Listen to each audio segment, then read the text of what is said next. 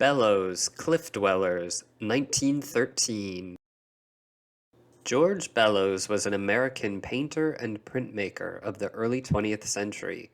Originally from the Midwest, he came to New York City and studied with Robert Henri.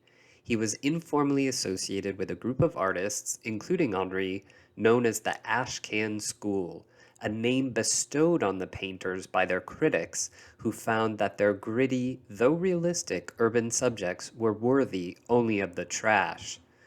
Often employing dark colors, browns, and blacks to match their figuratively dark subject matter, they were also dubbed the Apostles of Ugliness. Bellows continued to develop his style so that his palette eventually lightened in tonality and his repertoire expanded to include landscape as well as portraiture and domestic scenes focused on his wife and children. However, before World War I, when he lived in the city, he stated, "I paint New York because I live in it, and because the most essential thing for me to paint is the life about me." We will be looking at one of his most notable New York City scenes in this video. Cliff Dwellers is a 40 by 42-inch oil painting that dates to 1913. It depicts a crowded street scene in front of tenement buildings on the Lower East Side. It's a really fun work to look at leisurely and see what you can find on your own. It's also a great work to talk about because, like so many of our great artworks, it combines a compelling subject full of all kinds of realistic details with an equally compelling formal order. In other words, you can enjoy the content as much as the purely stylistic choices. A quick scan of the image reveals it's a hot summer day. The way the people are dressed is the first and best indication.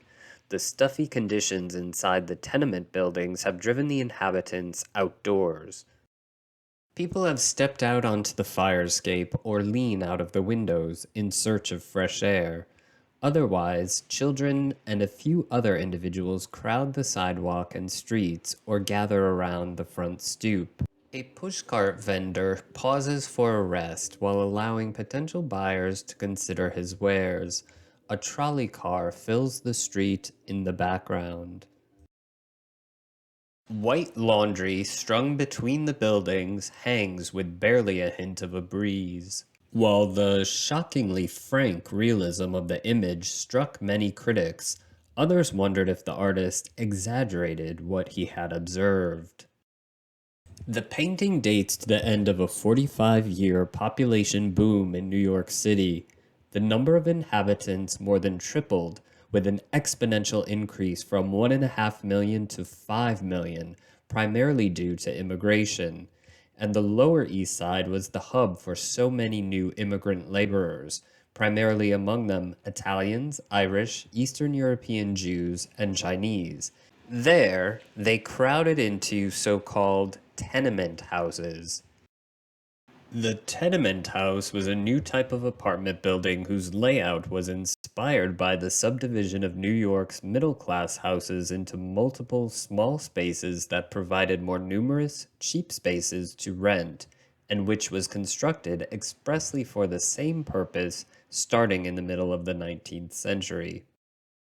The buildings were 5 to 6 stories high, and in the manner of railroad apartments, where rooms lined up like train cars, contained dozens of internal rooms with no natural light and no ventilation whatsoever. Yards might be only a few feet wide and occupied by a communal toilet. Due to the poor sanitation and overcrowding, they earned the reputation as slums and became a concern for the public officials. Exposés appeared from the 1890s, and one report found New York to be the most densely populated city in the world, with 800 residents per acre in the Lower East Side, denser than Bombay.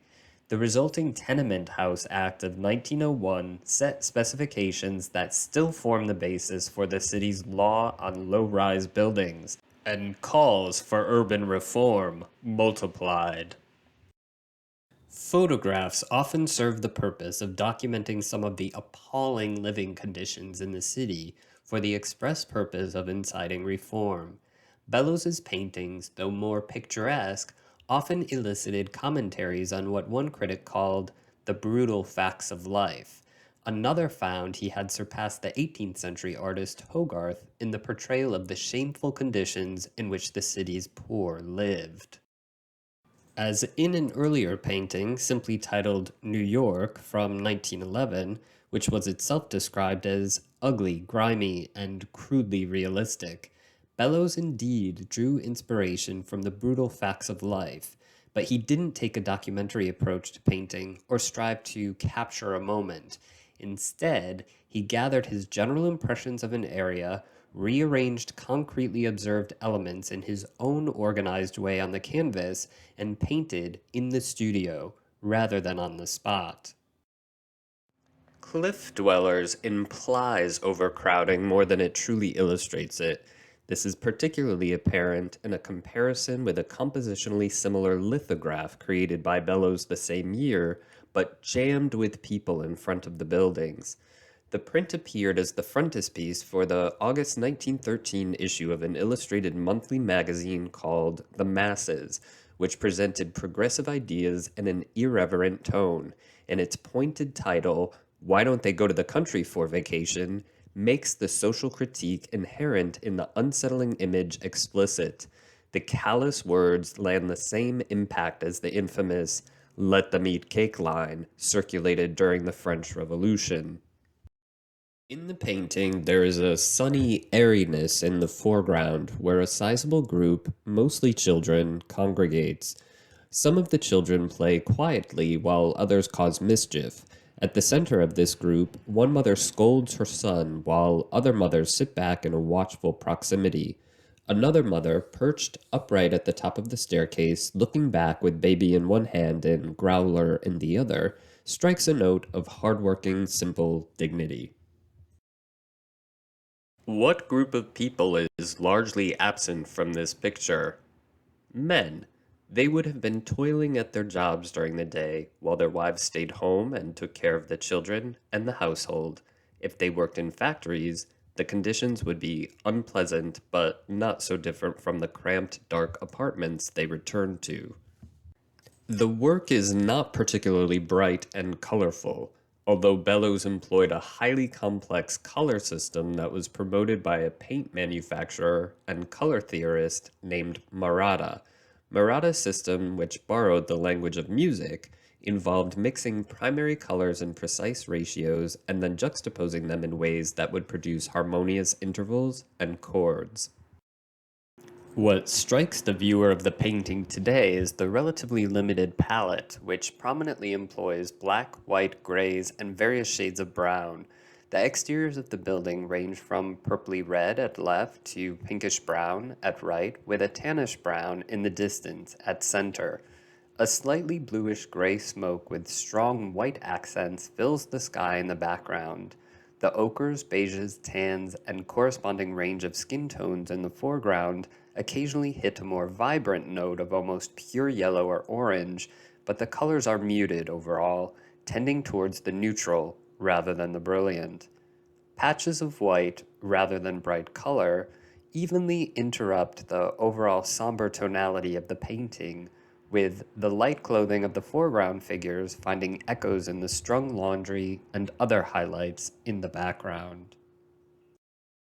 The composition is highly structured, although the regularity of the tenement buildings, and particularly their windows, lends itself to an underpinning grid-like structure with strong horizontals and vertical visual lines throughout. Even some of the figural groups seem to fit into box-like shapes that reinforce this tendency. Bellows often organized his compositions around the rebatment, marking carefully plotted visual lines that he wished to follow with pinholes. Here, I've found that the foreground figures occupy a horizontal band at the bottom of the canvas whose height with respect to the overall height of the canvas roughly coincides with the golden ratio. That's to say, a 1 to 1.618 ratio, which amounts to less than half but more than a third of the total height. The figures on the stairs and railing, especially the woman entering the door at the top of the stairs on the far right, Being the only figures in the upper section rendered at the same scale as the foreground figures effectively help bridge these two spaces. The rebatment square within this rectangular upper portion of the canvas is marked by the building's edge. The vertical and horizontal lines of the architecture in the upper right subdivide that section with careful attention to ratios as well. The tendency to emphasize verticals and horizontals is interrupted by more enlivening diagonals.